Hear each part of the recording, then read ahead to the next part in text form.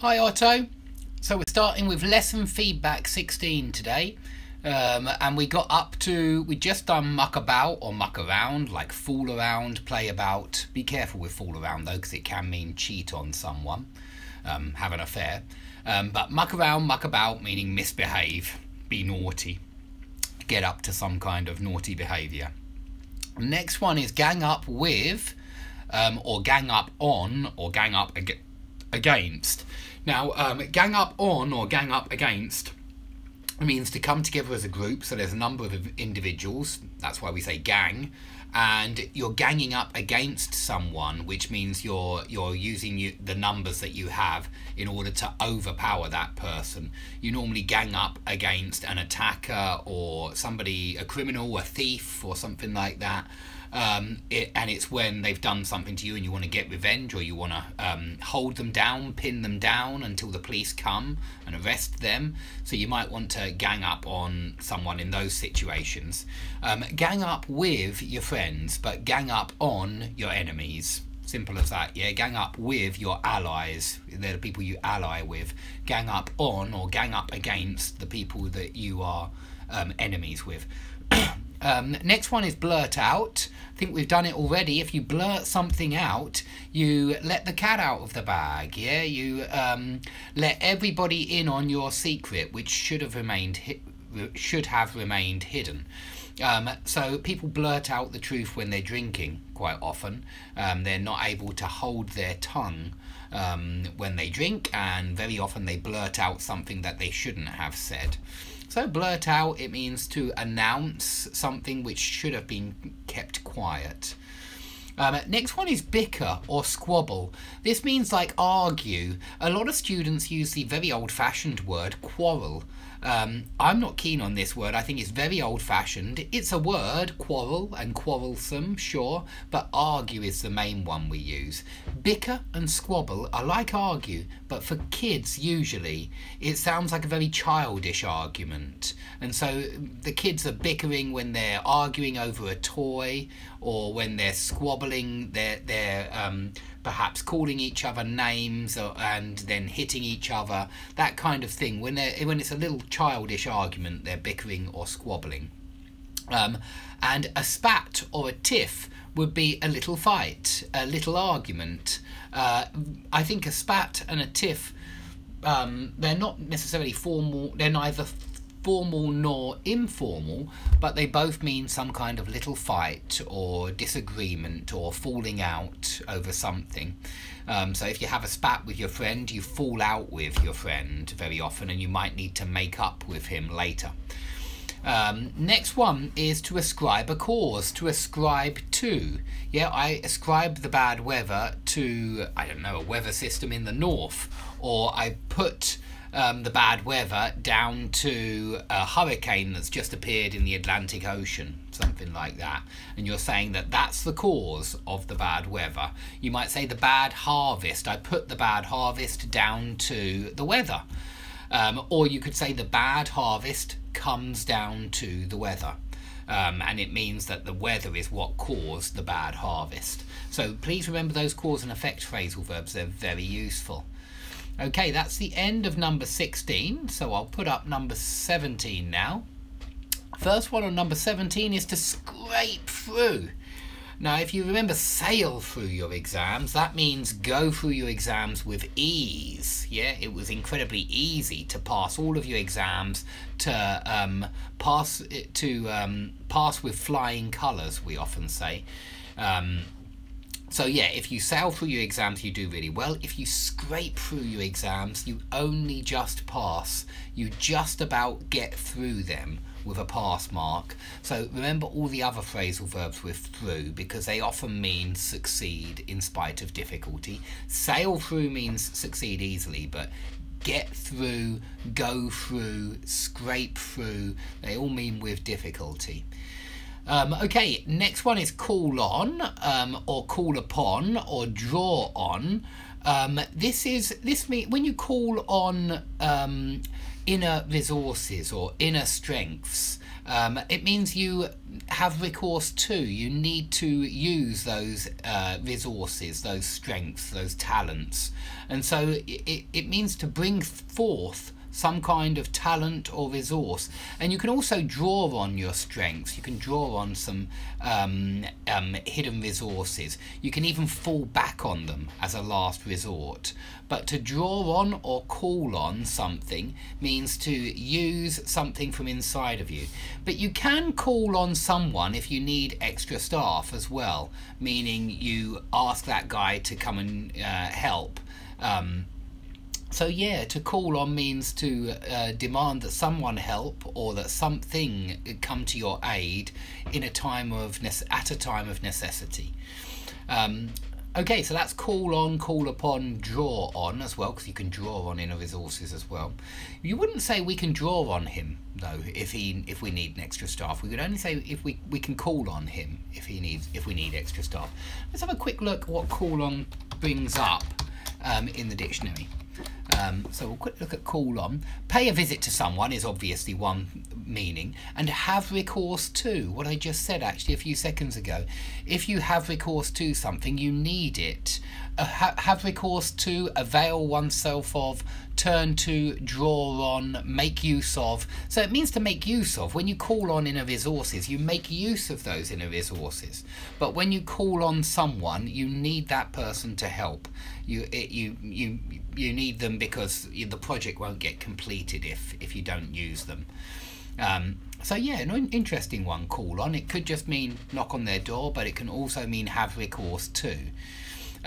It can also mean demand. If you say I call on the government to hold a referendum, it means I demand that the government hold a referendum. So a few different meanings with call on, at least 3. Okay, to want for nothing, nearly always used in that expression. You don't normally use it without nothing.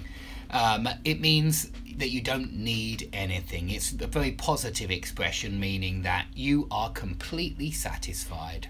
If you want for nothing, you are satisfied with everything around you. And so I don't think I want for anything. I want for nothing. I've got everything that I need here. I'm satisfied with everything that I have, and I don't feel any desire for something else. Okay, the want of. For the want of a nail, the battle was lost. So you can use want as a noun there, the want of. And this is an old song really. For want of a nail, the battle was lost. Or not song, but poem or rhyme. And it's the idea is that all because of a nail, the whole battle was lost. All because of the nail in a horse's shoe. And the idea, I suppose, is be prepared, and that little things can have massive consequences. Even tiny little mistakes can have massive consequences. So that's why you might say, for want of a nail, the battle was lost. It's like idiomatic now, but check out that long poem, and there's actually at least 8 or 9 lines, and it goes through all the connections between the nail and the battle. Okay, next one, to delve into. It means to become, if you delve into something, you go through something in detail. And if you delve into a new topic, it means you go through that topic. Maybe not deeply yet. To delve into just means to enter, but normally with the intention of going through it in detail. So if we delve deeply into the subject, we can see that it's more complex. I mean, if we go deeply within the subject, if we go through, I don't know, maybe we're talking about relativity. Yeah, I think even if you delve a little bit in relativity, it becomes really complex and hard to understand. Perhaps it's illogical, who knows, but it's when you delve into this subject, it's very confusing. So to delve into it normally means to just start looking into a subject or theme or topic. Okay, to see to, it means to deal with or look after. If you see to your auntie, you go and look after your auntie, or you deal with your auntie. If you see to a new customer, you go and deal with a new customer. So that's all see to means. It's quite common. If you buy someone off, you bribe them. You could buy off a policeman or buy off a judge. That would be bribery. if you buy into something, you believe it. So in lots of the detective shows, the detectives say, oh, I don't buy into that. And it means I don't believe that. I don't think that that's what happened. So buy into is very common, meaning believe. If you buy into some kind of idea, then you believe in that idea. Okay, if you buy someone out of their company, you buy all of their shares of the company so that you now own their company. And if you buy up all the shares, it means buy all of them. And so buy up means buy all of, buy someone out means buy the majority of their shares, so they're now not a majority shareholder. If something falls through, if your house purchase falls through, then it doesn't succeed. If something falls through, it doesn't succeed. If they plan to get married but it falls through, then they don't get married in the end. I planned to get married to a girl before I got married to my wife, and it fell through. Our marriage plans fell through for a couple of different reasons at least. And so, yeah, when things fall through, they don't succeed. I'm just looking down here because my cat's come in and wants to come up here because it's cold outside. It's December and it's very snowy on the roof here. So that's why he's decided to come in. He knows it's much warmer. Okay, next one. If you clutch at straws, you're willing to try anything because you're in such a desperate situation. So it means you're just using anything to try to solve the problem. Let's say that we're talking about a detective show, and let's say that Detective Bell, one of the guys from Elementary, has a theory about what happened at the crime scene. Maybe he thinks that the murderer killed the person and then stole some money.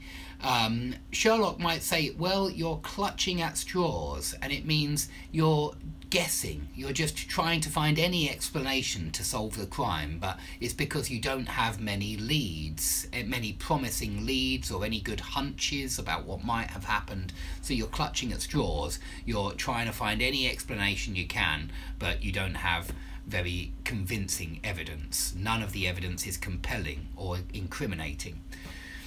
Grasp at is also the same as clutch at straws. Okay, if you bail out the bank, it means the government pays the money to stay alive, and they did this in 2007 when Lehman Brothers went down, they collapsed, they went bankrupt, and they bailed out a number of banks in order to make sure that lots of the creditors didn't lose their money. So the taxpayer bailed out, in my opinion, the richer creditors at that bank. They saved them by making sure that the bank didn't collapse. Sometimes they don't bail out the banks. In Europe, the policy nowadays is to have a bail-in, and a bail-in is when you make the creditors take the hit. You make the creditors take the pain, and they have to pay off the debts of the bank. Personally, I think bail-ins are better than bail-outs, but you know, I very rarely have the required amount to lose something from a bank going bust. I'll be covered by insurance, certainly. Okay, to sell up, it means to sell everything. Yeah, to sell completely. So if you sell up the business, you sell the business completely. You sell it off. You can also say sell off the business. Whenever you sell up, like buy up means buy all the shares, sell up means sell everything. And so if you sell up and move to another country, you sell everything. You sell your house, you sell your car, you sell all your possessions. Okay, if you sell out, if the theatre sells out, then it has no tickets left. And if the shop has sold out of, could be anything, chocolate, it means they have no chocolate left. They've run out of chocolate, or they've sold out of chocolate. And also, a sellout, we often use this as a noun, and it means that someone has sold their soul. That's the idea, that somebody has sold their soul, maybe to the devil. And we would call someone a sellout. Let's say they were right hippie when they were 18 or 19 years old, and then at 21 they go and start working for JP Morgan. We would say that that person is a sellout because all the ideals that they used to believe in, they've gone up for sale and they've sold them, and they're not interested in those ideals anymore. So you can also hear a sellout used like that for like somebody who's sold their soul to the dark side. A scrounger is the next word, and a scrounger is someone who begs other people or the government for money, and so they live off the generosity of other people. A scrounger is a very negative word. You live off the generosity of other people. You could also say you live on the generosity of other people there. Very strange there, but live on and live off are very similar in meaning. I can't see any difference. But they live on or live off the generosity of other people, scroungers. Okay, the next one is square up to, and I think we should remember this one along with face up to, and maybe even live up to. But when you square up to someone, you stand up to them, and stand up to as well. Stand up to, square up to, face up to, live up to. They all basically mean confront a challenge. If it's face up to a responsibility, for example, you're confronting that responsibility. Or if something lives up to your expectations, then they meet your expectations. So slightly different with live up to. But when you stand up to a bully, or you square up to someone, you're squaring your shoulders so that you look big and like you're ready for a fight. So square up to is pretty similar to the other confrontational phrasal verbs which have up to. Yeah, face up to, live up to. There are some other ones like be up to and get up to. And if you say I'm not up to going into work today, it basically means I can't face going into work today. I can't confront it. And so it's a little bit similar to be up to something. And there are probably some other ones which I'm not considering at the moment which are also related to confrontation. And I think these up to are very often related to confrontation. Not always, for sure, but very often. Okay, that's all of number 17. Let's try number 18 now. Stock up on is the very first one here. So if you stock up on something, you stockpile it. So if it's the winter, you might be stocking up on food because you don't want to go out to the shops. But personally, I get all of my stuff delivered, and so I don't need to stock up on anything in the winter time. Let's say it's a war is going on, then there'll be rationing, and so you need to stock up on different products, and that's when it's probably more necessary to stock up on something. And when you do stock up, things pile up in your pantry or in your kitchen, wherever you're keeping all your food.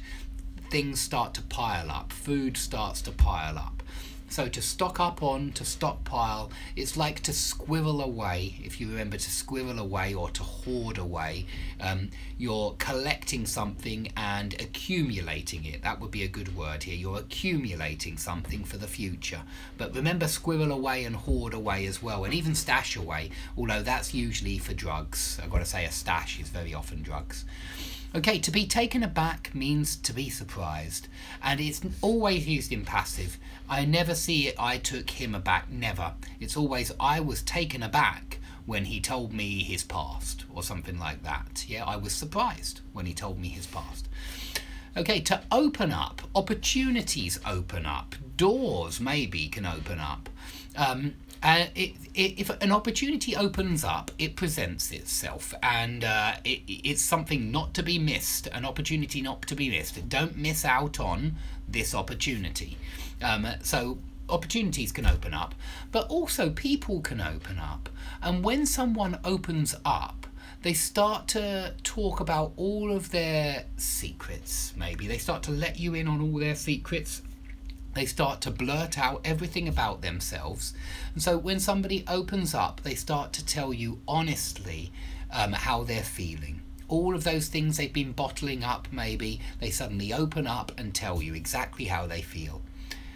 So it's a good thing. It's usually a positive thing to open up to someone. And we had the example here of the witness opened up to Watson as she was the most compassionate listener. Yeah, the witness opened up to Watson because Sherlock was rude. I think this was a good cop, bad cop routine to try to apply pressure. But she opened up to Watson because she was the good cop.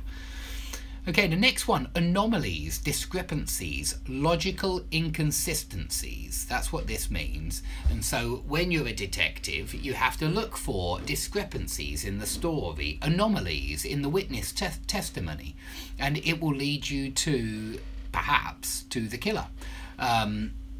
I've been doing a lot of true crime recently. One of the stories I've been looking at happened in Panama, so not Brazil, but in Latin America anyway. I think it's in Latin America, or is it too far north? I'm not sure. But there was an amazing number of anomalies and discrepancies in the case that I was looking at, and I found it fascinating. I spent all last night reading about this case of a mysterious case of two missing Dutch girls, pretty young girls, who'd gone missing in Panama. And it was an amazing story because of the number of anomalies, discrepancies. It would make perfect inspiration for a detective novel or a horror story or a crime novel, something like that. And so, yeah, I think as detectives we're always looking for anomalies, and that's what leads us to the truth behind what actually happened. Okay, the next of kin.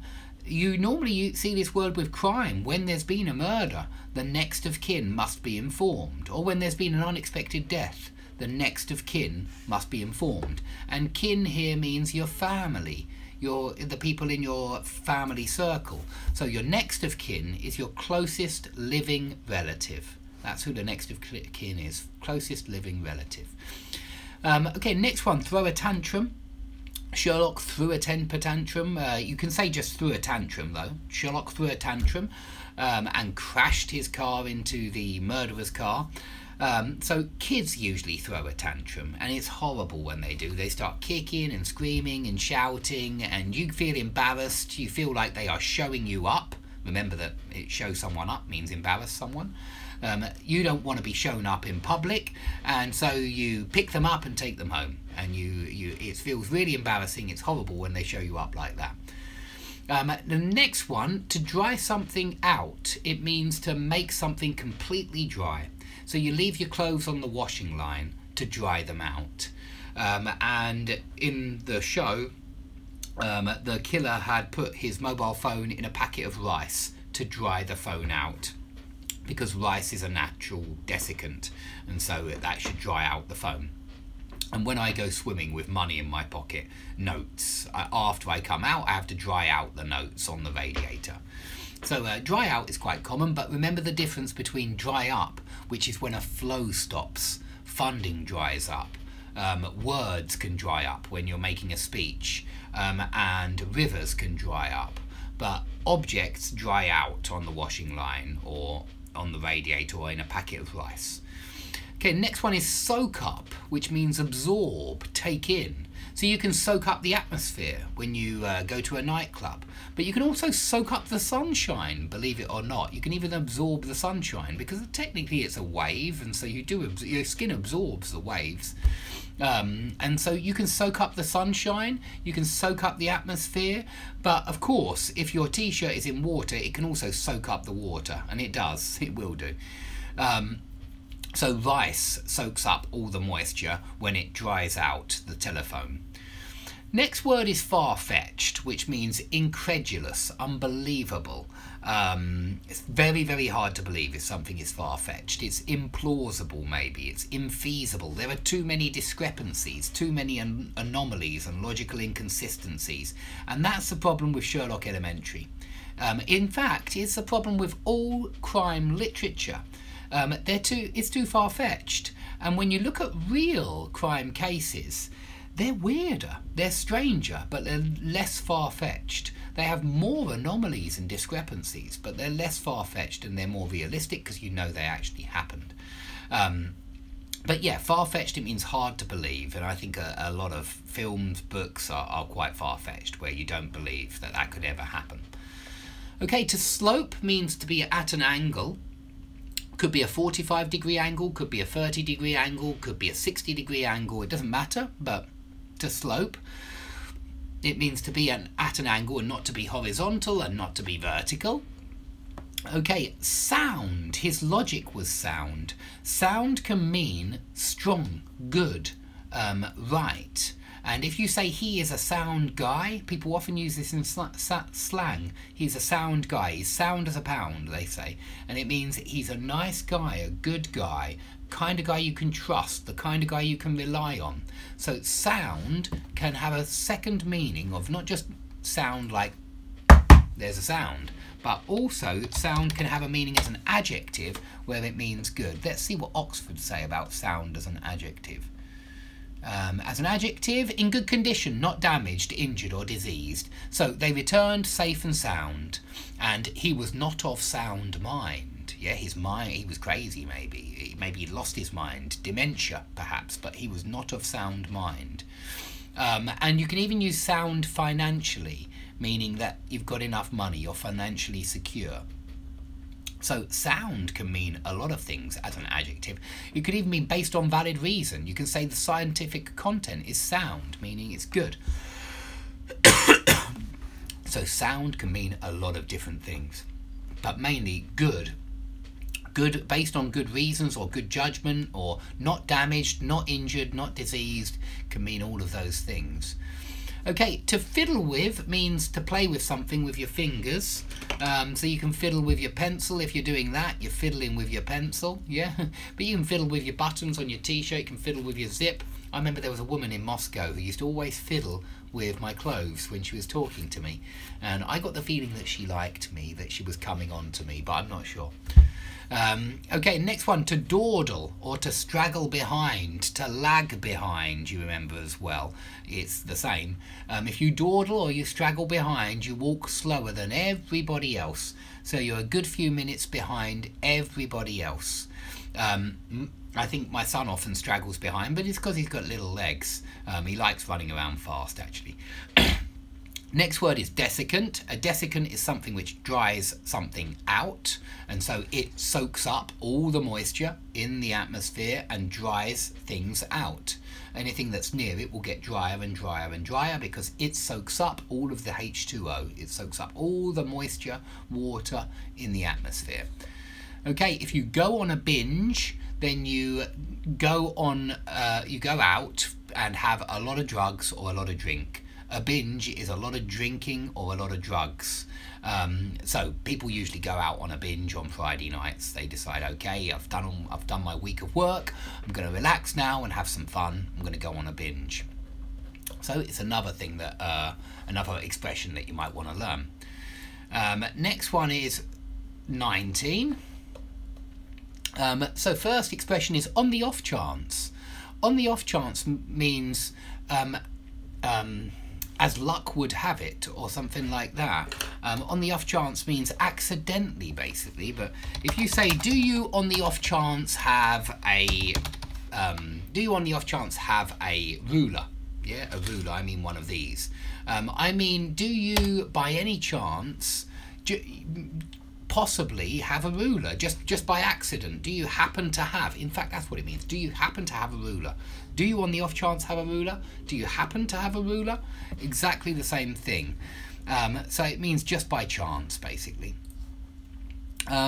Next one, spot on, means exactly right.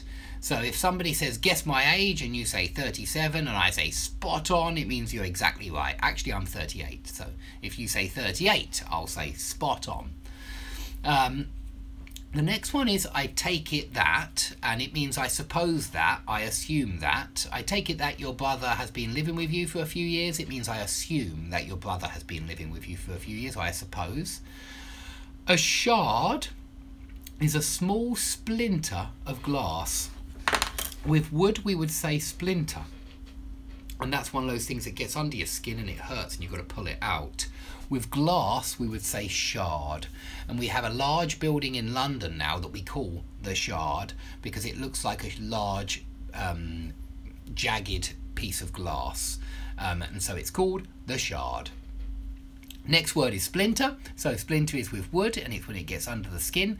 And I managed to not get any splinters, I think, when I made this shed. But when I tore down the old shed, I did get 1 or 2 splinters. Okay, turnover is the next word. Your turnover is your profit. Okay, and so if you say the turnover this year has been much greater than we expected, it means your profit usually. But it can mean other things. You can talk about the staff turnover, which is the rate at which new staff come and old staff go. And you can even talk about your stock turnover, which is the rate at which new stock comes in and old stock is sold.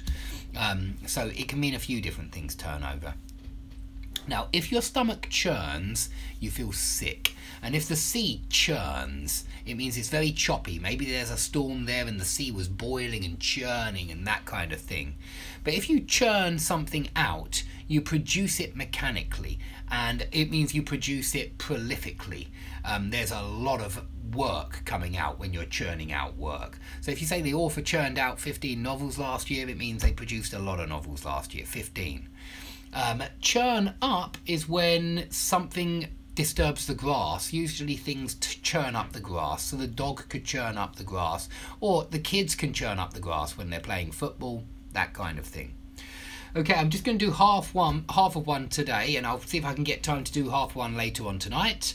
I'll continue from feedback 19, and we'll start with gloss over. And I'll see you tomorrow anyway. But thanks for watching.